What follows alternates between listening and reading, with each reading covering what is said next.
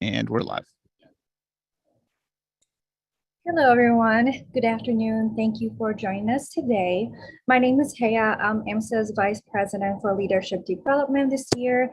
And today we have an amazing panel to talk about mental health in light of the National Physician Suicide Awareness Day. Today, our panelists are student Dr. Oak Sonfist. Student Dr. Sonfist is a queer, non-binary, rising fourth-year osteopathic medical student at the Pacific Northwest University of Health Sciences. Oak is serving as the 2022-2023 Participant Education and Advocacy Fellow with AMSA. Oak's work focuses on improving mental health outcomes for the healthcare workforce. Oak leads through a lens of trauma-informed and intersectional care. And then we have also Claire Cornetta, who is an impact producer at Participant and who is focused on the development and execution of impact campaigns relating to public health and the environment. Claire has always been drawn to the intersection of tangible impact and storytelling, while also being driven by everyday opportunities to create meaningful change. A graduate of Wake Forest University, Claire studied politics, international affairs, and journalism in an effort to pursue a politically informed career in media and impact. A participant, Claire has led campaigns for Dark Waters and the First Wave. And we're so lucky today to have from the Office of Surgeon General, Dr. Tib Asamarai. Dr. Asamarai has a very impressive background and resume. She is an MD/MS, and she is the Director of Science and Policy in the U.S. Health and Human Services at the Office of Surgeon General. She provides strategic leadership and scientific policy expertise, ensuring the evidence base for Surgeon General's priority areas and overseeing scientific documents such as Surgeon General's advisories, Surgeon General reports, and supporting public health reports, the peer-reviewed journal of the Office of the Surgeon General and U.S. Public Health Service. Previously, Dr. Samarai served as Senior Advisor for TB HIV within the Office of the Global AIDS Coordinator and Health Diplomacy at the State Department, and as a White House Fellow and Senior Advisor at the Department of Energy. Thank you, everyone, for joining us today. It's a pleasure. So we will begin the panel discussion by posing some questions, and I have a list of very important questions to address today. First, I want to know, what does the National Physician Awareness Day mean to all of you?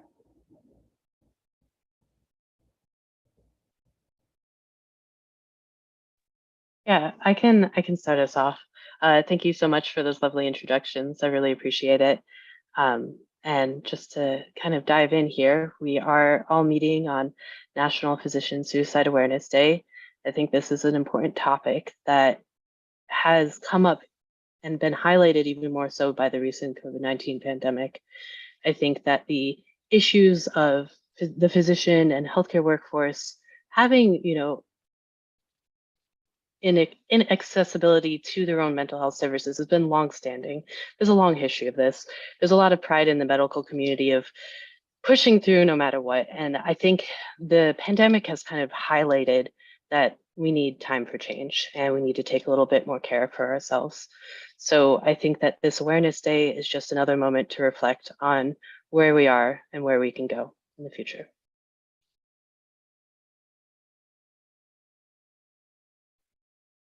I'm happy to jump in. Do you want us to all go around answering that, Haya? So, I mean, I think Oak said it beautifully and so well. I think it calls attention that we really can't be healers if we don't heal ourselves. And this is really about how we show up for each other and how we show up for others in our field who are struggling, but also how we really make the system adapt for all of us. And as Oak said, there's a culture of stoicism in medicine, particularly, that you really have to be tough. You can't talk about how you're feeling. You can't express how challenging life is. You just push through and push through and push through.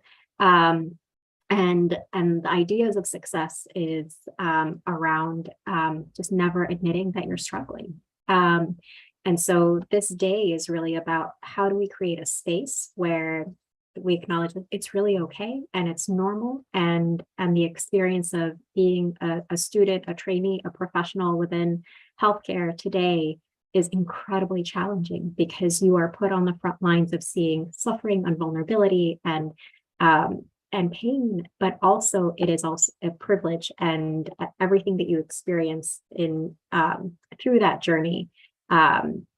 How do we support each other through that? How do we give people a sense of hope and possibility? And despite the day, I think speaking to all of you and learning about the work that you're all doing is what gives me a sense of hope and inspiration, that we're really turning the tide on this issue. So thank you. I can chime in as the only non-member of the medical community here. So I'll speak to, the last year we've been working on an impact campaign for the first wave, and we've had the privilege of working with so many different organizations, namely the Dr. Lorna Breen Heroes Foundation and AMSA, and, grounding ourselves in the issue of physician mental health. After seeing the first wave, I think everybody can probably see why we chose to go that route with an impact campaign. We centered the campaign around the idea that it's time to care for those who care for us. And so, it really boiled down to a few different things. We wanted to focus on a tangible niche area. There are so many different facets to this issue, as both my other panelists have discussed, but we decided to really focus on the state medical board licensure piece of the equation, because we kept hearing over and over from different partners that there were these invasive questions on licensure applications, especially initial.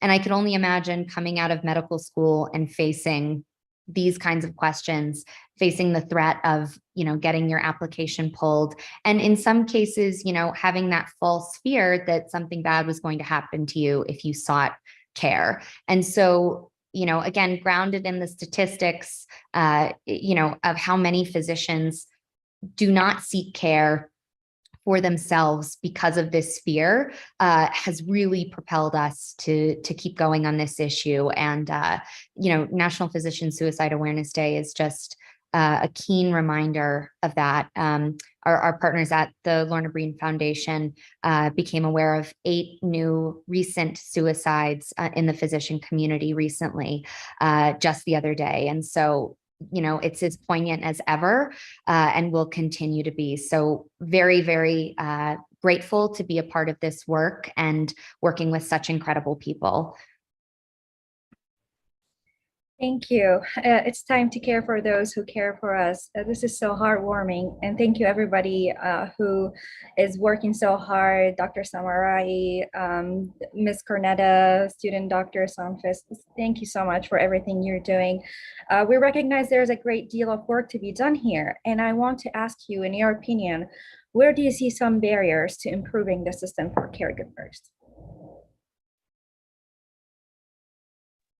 I can jump in again from the campaign perspective, which I already touched on, and Oak can speak to this as well. But we spent quite a lot of time understanding the landscape of the issue with state medical boards, and even just trying to find, okay, what medical boards are asking these kinds of questions on what applications. It's allopathic and osteopathic have different applications sometimes. The initial and the renewal are sometimes different. And most of the time, these licensure applications are very hard to access. And med boards do not necessarily make it easy for people to see, what they might be filling out if they seek and pursue licensure in a given state. And so we set out, Oak and I, beginning in at the beginning of the year, I worked with the American Medical Association, and then thank the Lord that Oak came and helped, because it was quite a lift. But we started working really hard on getting a picture of what these states looked like. And we landed with 17 states that were consistent with our recommendations. And so we have three very specific recommendations that we rated these against. And a map was published just the other day that shows all of the states that we couldn't access or that still have some work to do. And, you know, it was very encouraging because a lot of states reached out and wanted to change. There's definitely an earnest desire among many, but that is still, it just remains a big barrier when people don't see it as an issue that, you know, they're asking about gaps in, you know, time off. Why'd you take time off? Why? You know, it's, and a lot of times it's none of their business. And so, quite frankly, but I think, you know, it does remain a barrier, and we're really hoping that this map, this kind of day, bringing people together to speak about these issues, and, you know, change the culture of stigma and silence, will really show that these medical boards that, okay, it's time to change. We can do this. Yeah, thank you. I'll add on to some of Claire's sentiments. I appreciate that. There is a survey study just got released focusing on 2022 physician attitude survey. And that found that within the last year, still 80% of physicians think that it's stigmatized to seek out their own mental health care.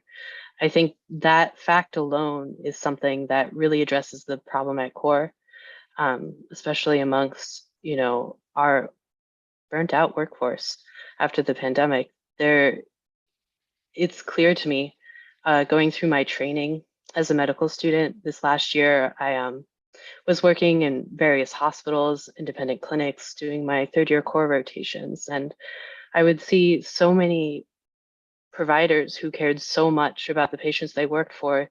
They felt that they couldn't take any time off for themselves. They felt that they would have to keep pushing forward no matter what they felt on the inside, because otherwise they were worried that their patients wouldn't have care. Granted, I was doing my training in a rural community, and to some extent there is a lot of truth behind that, unfortunately. But at the same time, it's so important that we reinforce that these, you know, healthcare workers, that they can take a week off. You know, you can go seek your own mental health counseling. We're working with the state medical boards, so that way if you do get a counselor, you don't even have to tell them. Ideally, that would be, you know, the best situation. You know, you should be free to take care of yourself the best way possible, because when you take care of yourself, then you can take care of your patients better. But we're still going to have to work on that. So continue that process. And I'll just continue to build on what Claire and Oak said. I think in addition, you know, we have to change the environment that we work in. We have to address the stigma. We have to address and eliminate punitive policies that make it difficult, if not impossible, and instill fear in health workers for seeking care or not being able to seek care. But I think where the first wave is also so powerful in highlighting that the wellness and well-being of health workers is so intricately tied to the well-being of the communities that we serve, and what we are experiencing as a society, whether it's racial injustice, reproductive health rights, health inequities. All of that affects health workers, and it shows up in our clinics, it shows up in our health system. And so that sort of looking more broadly as well, is, you know, and I think this is where AMSA has been such a powerful advocate for these issues for so many years. And we have to go upstream to prevent those feelings, of like overwhelm. We have to ensure that we have enough health workers, that we're investing in public health infrastructure, that we're changing addressing the hidden curriculum of medicine, so that you're not, told to be kind and compassionate and then penalized for it in the hospital, because that's not the culture. You're supposed to be stoic and efficient. So I think there's so many systemic challenges that we have to address, but also, we also have to create and reward people and health workers who show up for each other and creating space to show up for each other, and peer support programs, which have a lot of evidence. And we saw in the development of our advisory that, health workers who felt valued by their health system had lower rates of anxiety and depression. Peer support programs created opportunities for health workers to connect with each other and support each other, and their levels of anxiety and overwhelm went down, and that's sort of another form of destigmatizing. So there's so many ways in which we can address this problem, and I think it's just a really exciting and hopeful opportunity that we have right now.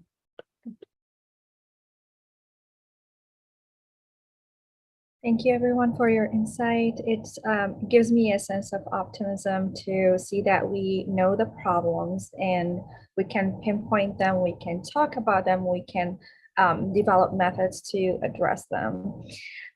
As you all know, medical education and medical training is very complex, and there's a great deal of things happen in the background that are not apparent to the public. In your conversations with healthcare givers, what are some things that they're saying in private that they're afraid to say in public?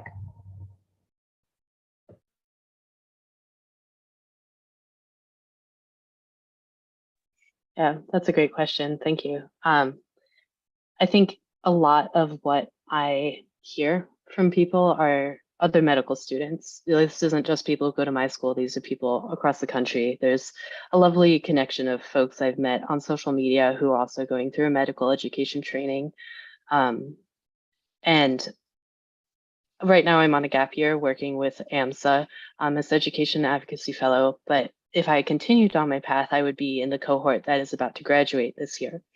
So as I've been following along all of my friends' stories who are in the process of applying to residency, I have had this overwhelming sense of being burnt out coming in from people who are just exiting their training.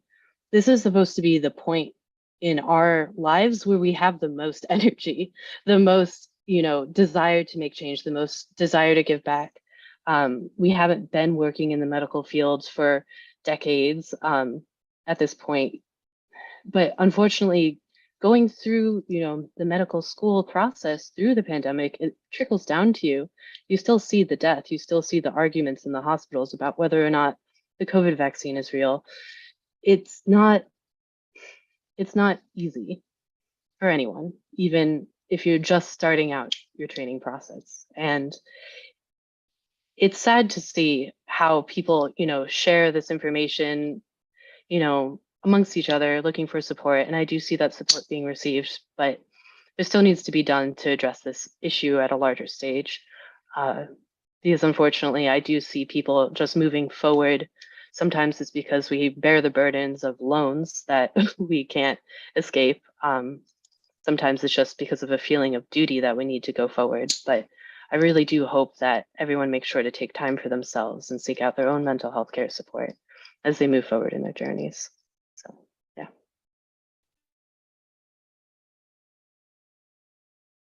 Yeah, and I think from my purview, what came to mind, that was very beautifully said, Oak, and thanks for sharing that. I think one of the things that I think about is there was a Medscape study done, I think it came out in January of this year, and they asked physicians anonymously why they kept their suicidal thoughts a secret. And one person said, I pulled it up, I feel I should know how to deal with this myself, even though I wish I didn't have to. And I think that speaks to one of the issues I've seen as a patient and also as an advocate in this work, which is that doctors don't see themselves as patients, they're the caretakers. And so there is this enormous pressure to figure it out themselves. And with that comes a lot of shame and perpetuating that culture of silence. But, I think Teeb mentioned the wonderful peer support programs. When people realize that they can talk to their colleagues about it without judgment, that's a huge win. And there are so many, great resources out there now that are not have not been readily available until the advocacy space honestly became a little bit more crowded in the last, year or two, with so many great organizations trying to make physicians aware of these resources. But it's not always enough what hospitals provide. So I think that's huge to keep in mind. And again, outside looking in, but that's always been poignant for me.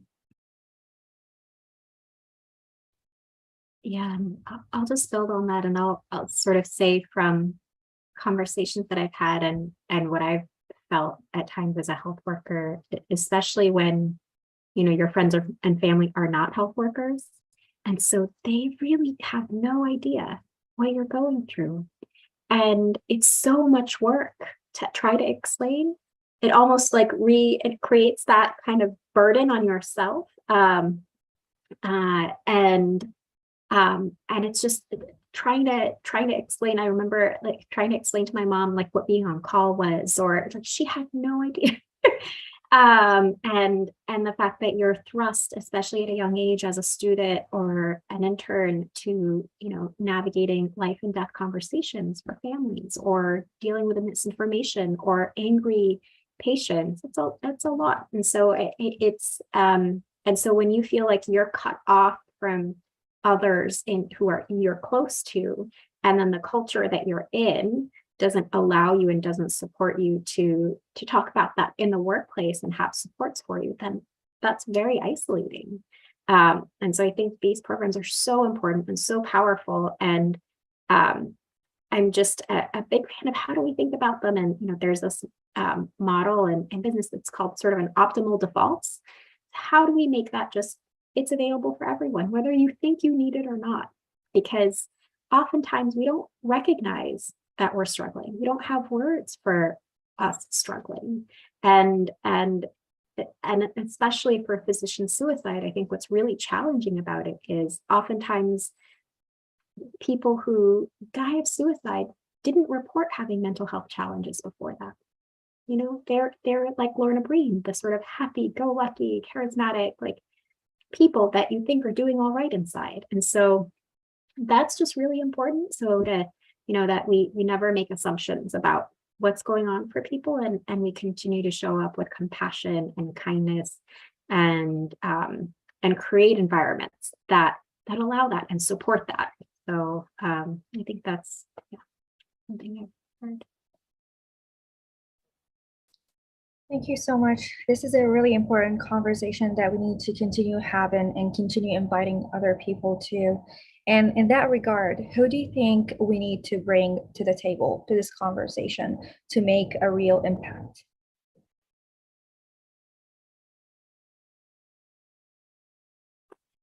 I'll start this time around. And I would love to hear what Claire and Oak have to say. So, I think one of the things in the Office of the Surgeon General, and for the Surgeon General himself, for Dr. Murthy himself, he's felt like we need to make the public aware of how challenging our health system is on health workers right now.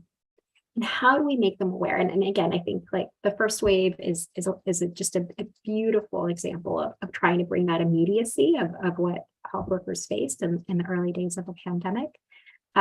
So that's when I think we need to, again, so much of what AMSA does is advocacy. We need to advocate at the federal, state, local level. And we need to advocate at every organizational level, at health systems, at training programs. It's not an easy task, like what's at hand. But I think that every conversation, every institution, there's such possibility and such potential impact. Yeah, but I'll pause there because I'm very curious to hear Claire and folks. Yeah, that was great. And I have to say, I've been so impressed at the federal level.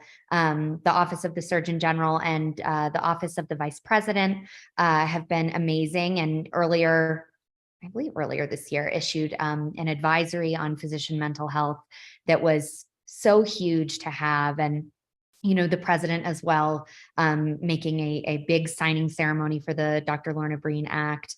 Just incredible, incredible work. And going back to the kind of state level work, we've worked closely with the Federation of State Medical Boards, trying to support their work. And it's been great to see them hosting more meetings with their delegates, members from each state medical board, and coming together to talk about the barriers to changing their own questions, making sure that everybody feels safe talking about the concerns.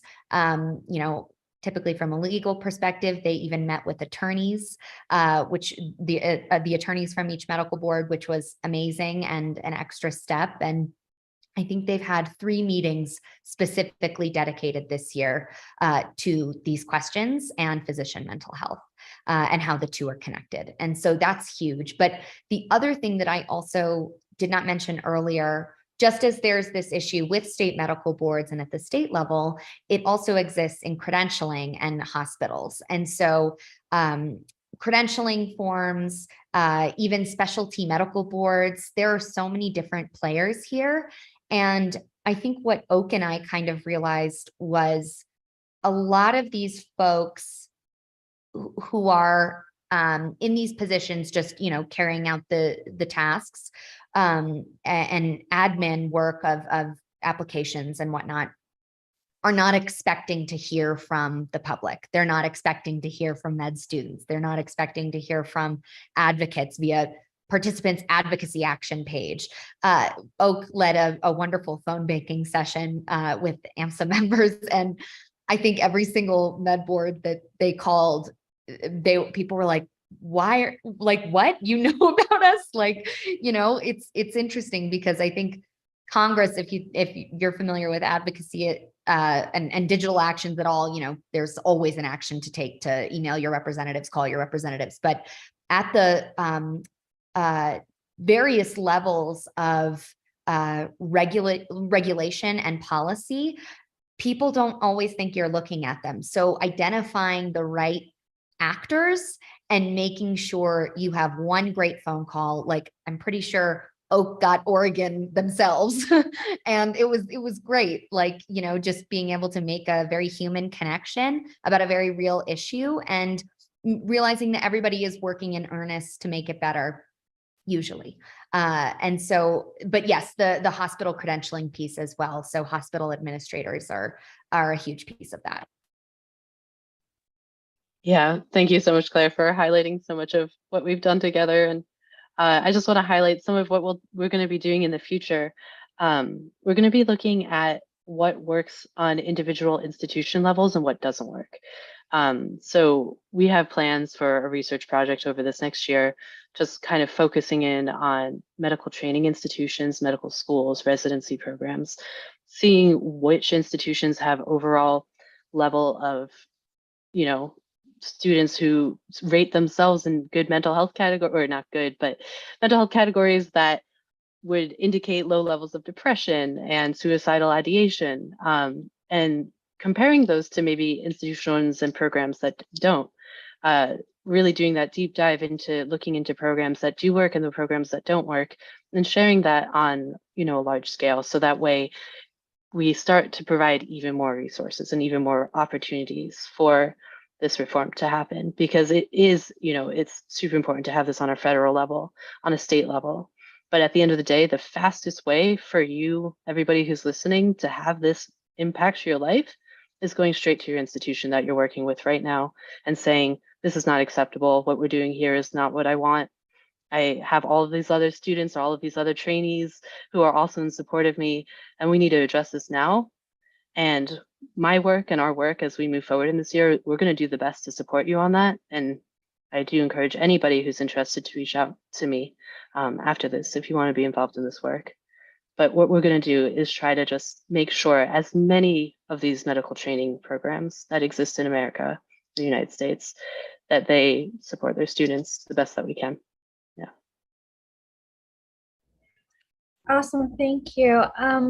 I appreciate your insight. Again, I know there is a great audience that has joined us today, and many of whom are probably medical students, doctors, other healthcare professionals.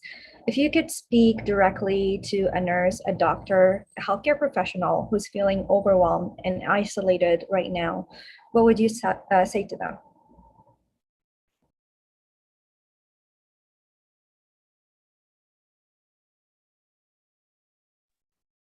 I'll start. I'll start. So I would say first, you're not alone, and you're never as alone as you feel in that moment. And that it is normal to have these feelings. It is normal to struggle, and that so many are struggling like you. But you have resources. You have people who care for you. You have people who love you, and there are so many ways to get help and support. There's 988. There are physician-specific helplines, and this isn't your burden to share alone or carry alone. And I will also say, as someone who's had these struggles, it's hard to know in a moment where the trajectory of all of those feelings and those moments will where they'll go, and step away, take care of yourself, and do what you need to do to care for yourself, but just really know that you are never ever alone.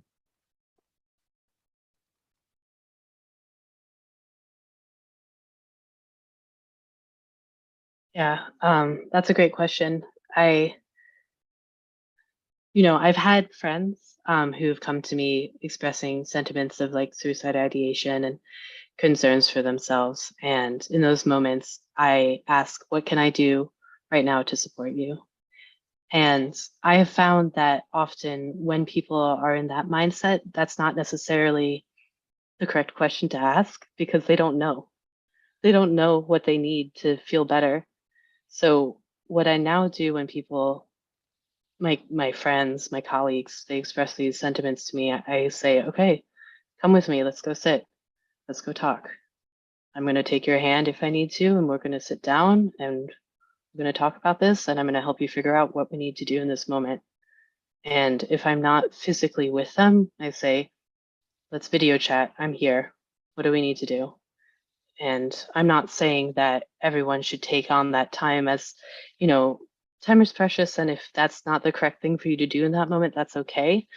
But maybe send your friend a resource to 988, or in my community, there's the trans helpline. There's so many different resources. They're all accessible on the internet. You're never alone. And I do want to reiterate that sentiment. You're not alone in these feelings. You're not alone moving forward. And if you want help, we are here to help you. So, yeah. That was great. And I think what I want to add too, and Oak, correct me if you feel differently, but I think during the process of our research, Oak and I read just about every medical board's questions.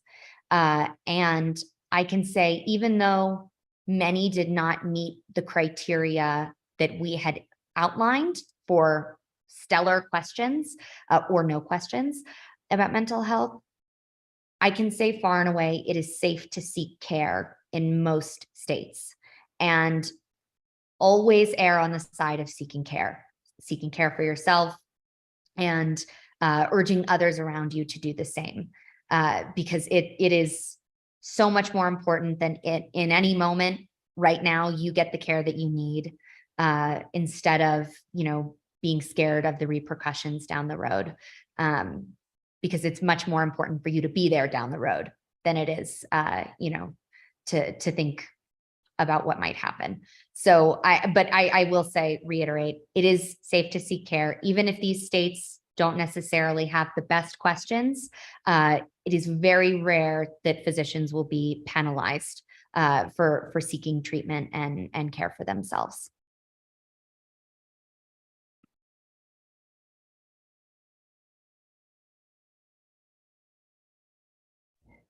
Okay, so let's circle back to the first wave, the amazing film for which we had a screening today.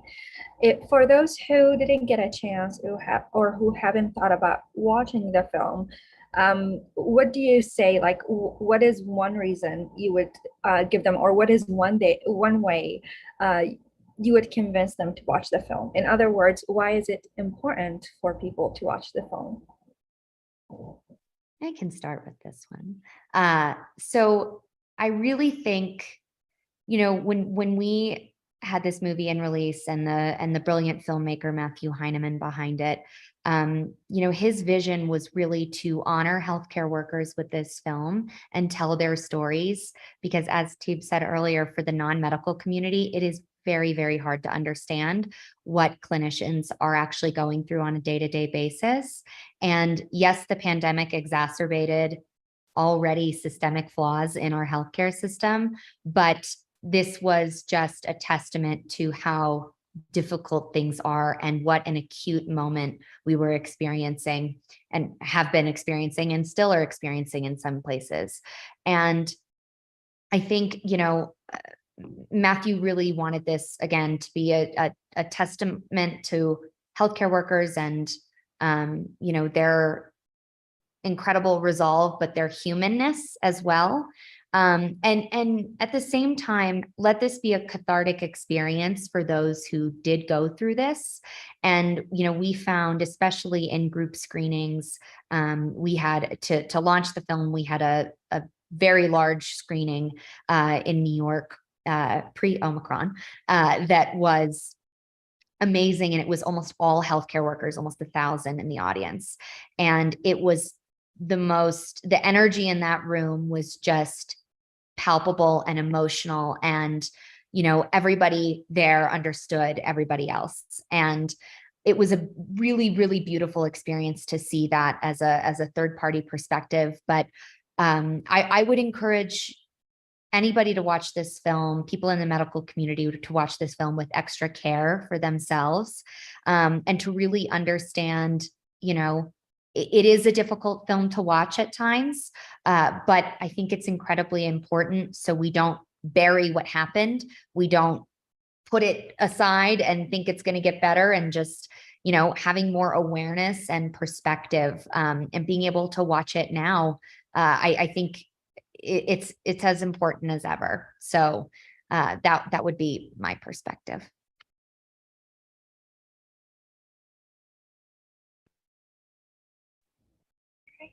We have some questions from the audience. For Dr. Samurai, we have this question that says, a big part of the solution will be changing the culture, as you mentioned, but that takes time. So what do you think are some policies that can help accelerate said change? Sure, no, thank you for that question. I think many of the policies that Claire and Oak have been talking about at state medical boards are really, really crucial and making sure that physicians and healthcare workers, as Claire said, are aware that it's really safe. I also think there's some things that we can do to drive that culture change. I think culture change can actually happen quite quickly, as I've learned from TikTok. So things can actually move quite quickly and faster than sometimes we realize. And I think we have a real opportunity in this moment. But culture change is driven definitely by policies, by institutional policies and state policies and federal policies. It's driven by sharing the experiences. Again, why this film is so powerful, and I think to the earlier question, why I think like a really core audience of this is non-healthcare workers, of people who interface with the healthcare system, which is just about every one of us. And to see the humanity, the fragility, the strength of our healthcare workers through all of this. And then I think the other drivers of culture change are really creating needing leadership. And that's leadership at institutions, academic institutions, healthcare institutions. They have to drive and embody this change, and they have to put it in their policies. They have to create the structures that support it. And that leadership is really invaluable. And I think one thing that Oak also touched on was measurement. We need to track and measure well-being, not just burnout, not just anxiety and depression, but we need to measure well-being. And when we need to create accountability around that, whether we're talking about students and trainees or physicians or nurses, we need to make the institutions and our culture accountable for how well our health workers are doing. So we track it, and that way we can address it, and we can revise accordingly. So I think those are some places. I think there's many other things that we can do, but those are some things. And thank you, Dr. Samurai. We have another great question from one of our audience members. What differences do you see, if any, between different medical training levels in terms of mental health, whether it's resources or concerns specific to a particular training level?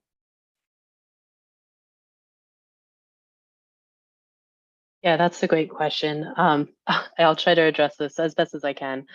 I think that we have to look at all training levels. So this doesn't just include current practicing physicians, residents, and medical students. This also includes pre-med and high school students. The path to becoming a doctor is not one that you just decide one day when you wake up, I'm going to be a doctor today. No, it takes like 10 to 20 years of planning and execution to make this happen. I think there's specific concerns that I think I have seen highlighted for each level. High school, I'm not 100% sure, but maybe having to focus more on, your science courses than just having fun and being a child and learning how to exist in this world. Having to redirect that energy when you're doing pre-med classes, being terrified of failing anything, as if you're in the medical field, that's a big deal. Just to making sure that you believe in yourself, to never have that overwhelming confidence shaking feeling of the imposter syndrome, which I'm sure most people have experienced at one point or another, to, getting into medical school, still feeling like an imposter, trying to cope with a heavy workload on top of extracurriculars, trying to be the best version of yourself, not only for yourself, but also for your future patients, trying to gain that education so that way that you are the best provider that you can be, to being a physician, to being overworked in residency, to the dreaded intern year that everyone talks about, where you're given all of the worst hours of the shifts, working overnight, sometimes working up to a week straight on call.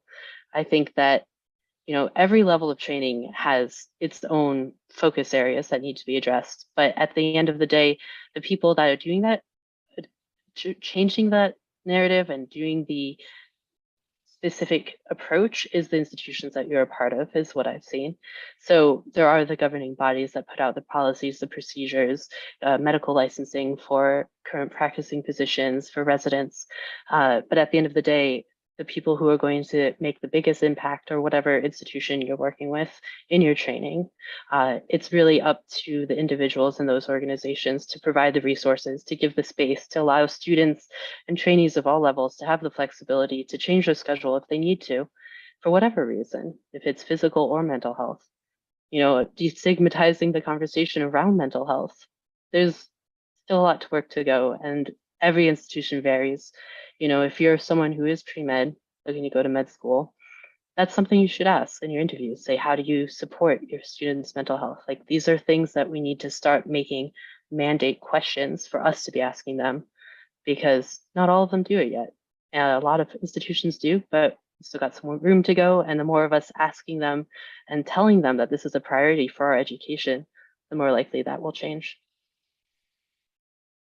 That's huge, Oak, totally. And I'll just add to, Oak and I have been fortunate enough to work with tangentially a group called Help Healthcare Heal, and they're a new coalition of physicians working specifically on state licensure issues, but among their network is a doctor named Dr. Elizabeth Poorman, who has focused a lot of her research on the transitional periods in a medical career. So going in from, and Oak already touched on this, but going from being a student to a resident to fellowship, intern, all of that. It is incredibly straining during those times. And those times in and of themselves are hard enough, but the transitional periods, Dr. Poorman has really focused a lot on, trying to alleviate burdens on individuals during those times, because they can be so intense. But +1 to everything Oak said about, being in the driver's seat as a student, as a physician, and saying, no, this is what I need from you. I'm asserting myself and telling you my needs. And the other thing I thought of as well is, I think medical student admins and deans have a role to play in this as well, in terms of advocating for their students as they go out into the world. And so Haya, I apologize, this is to your earlier question, but I think they absolutely can make a difference for their own students going in to different hospitals and where they apply and all of that, making sure that their students are set up for success there, handling their own institution first, and then thinking about their well-being as they move into the world as doctors.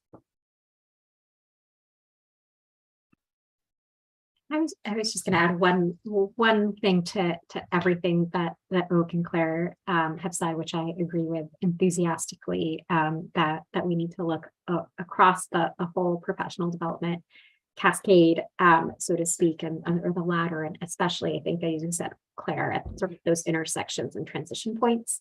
I think even though we're talking about physicians, I think one group that I wanted to call out is how we as physicians can also be advocating for a sort of an inclusive and holistic culture change that includes obviously nurses and other clinicians, but low-wage workers as well who work in our institutions, and often are people of color, often are immigrants, and women often are underpaid and undervalued. And one of the things that was really striking that we saw in our work is that they were experiencing sometimes higher rates of anxiety, depression, insomnia than had been reported for others. And it's not I just want to be sure that there's no comparison, but also recognizing that they often have the least resources of support for them. Oftentimes don't even have health insurance. And so I think advocating for us within the healthcare professions is also advocating more broadly so that our well-being improves as we improve the well-being of everyone in the system, and that being sort of a critical component of the advocacy. And again, this is really highlighting what you said, Oak, which is looking across that continuum and deeply and widely. Thank you for this great talk. As a medical student myself, it is really reassuring to see that change is bound to happen, and there is a great deal of effort that's been made. Whether you're leading a campaign or you're just making the effort to join in us today in this conversation or other conversations, your work is important and is really appreciated. With that, I think we reach the conclusion of the session today, and I want to extend great thank you to all of our panelists. And before we end the session, I want to see if anyone has anything else they would like to add.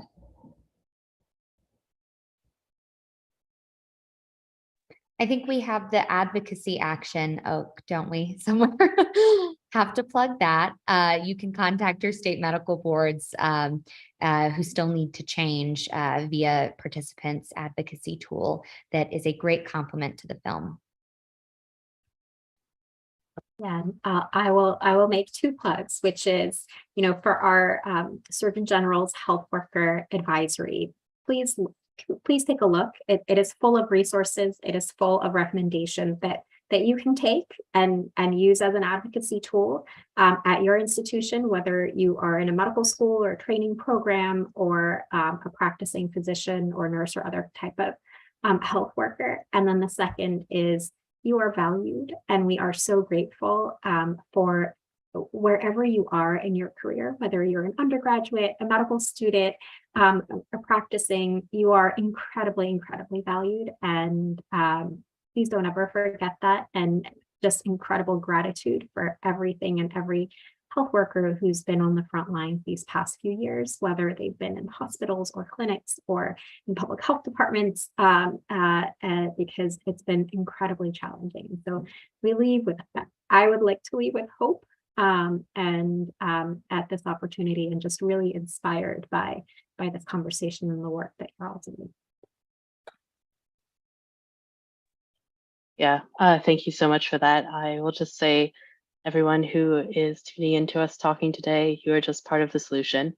So thank you for being here. And I look forward to continue to work with you as we move forward and making this world just a little bit better every day. Thank you so much. And I hope you all enjoy the rest of your weekend.